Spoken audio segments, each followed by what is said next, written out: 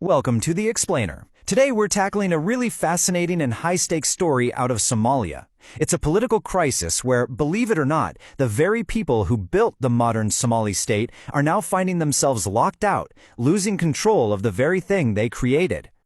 So, to really get what's happening in Somalia right now, all the tension and the standoffs, we've got to answer this one central question. It's the key that unlocks a power struggle that's been simmering for decades and is now, well, it's pretty much at a boiling point.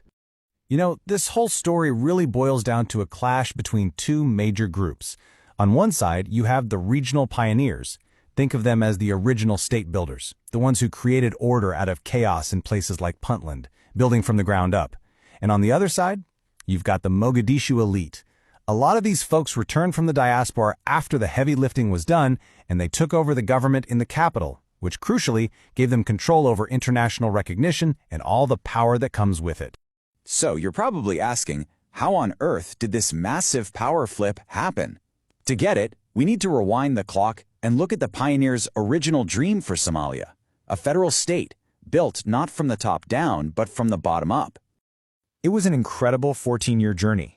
It all started back in 1998 when Puntland was created. And get this, it wasn't about breaking away, but about being a foundational building block for a united federal Somalia. And their vision won out.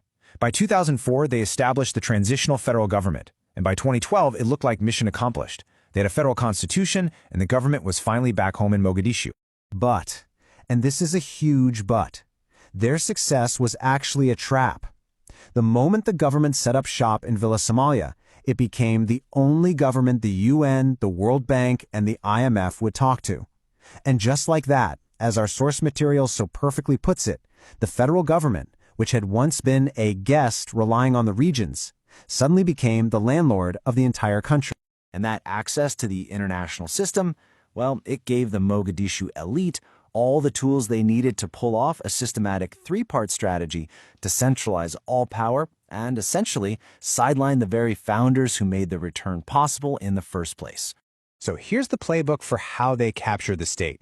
It's a pretty clear three-step process. First, you capture the country's finances. Second, you monopolize all the elite military power. And third, you just rewrite the constitutional rules of the game.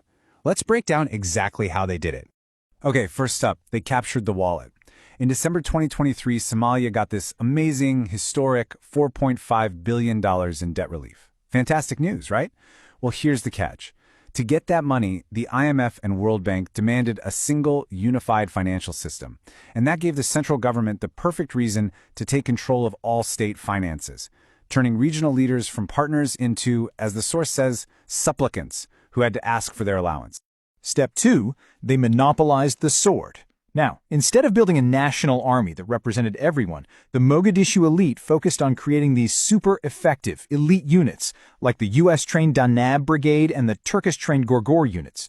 The key thing here is that these forces are loyal only to the central command, and they haven't just been used to fight terrorists. They've become a political tool, a deterrent to keep the regions from stepping out of line. And finally, step 3, they just rewrote the rules.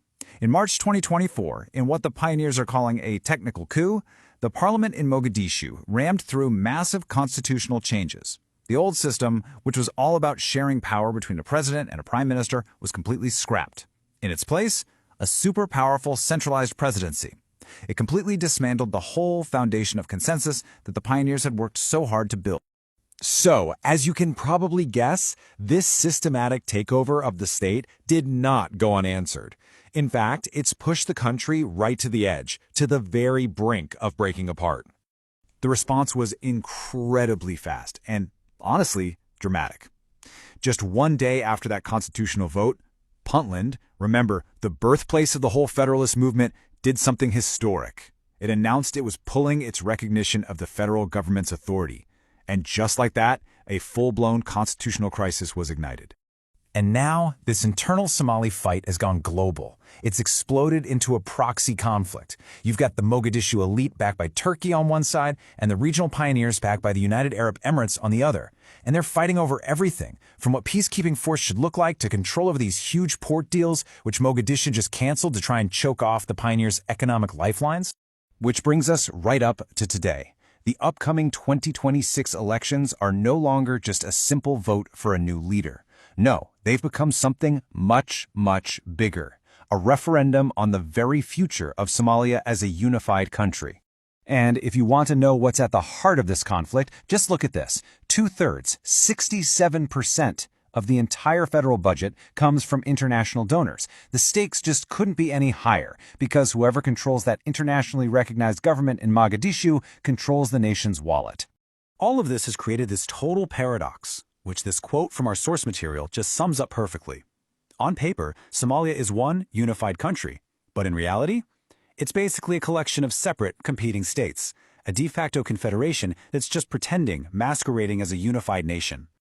So it all comes down to this single question heading into 2026.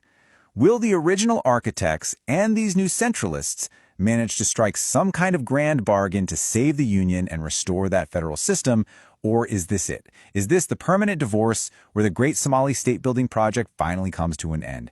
The future of an entire nation really does hang in the balance.